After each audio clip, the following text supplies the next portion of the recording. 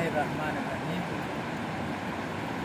कुदरत के खूबसूरत नज़ारे आप देख रहे हैं कि मेरे पीछे इस वक्त हिमालय की बुलंद तरीन चोटी नागा पर्वत आपको नज़र आ रही है और वहाँ इस वक्त सुबह के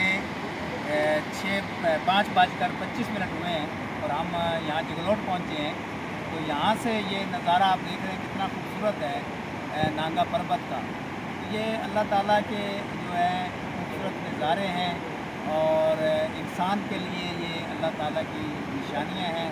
अल्लाह ताला खुद फरमाते हैं कि सीरू फिल अर्ज़, ज़मीन पर घूमो और फिरो ताकि तुम दुनिया के हालात से आगाही हासिल करो।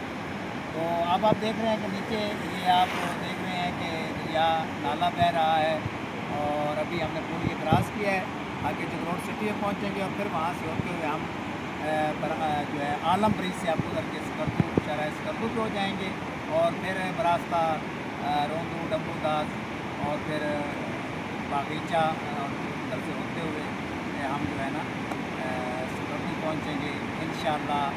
अगले तकरीबन 2.5 घंटे में हम इंशाअल्लाह। बहुत शुक्रिया। बस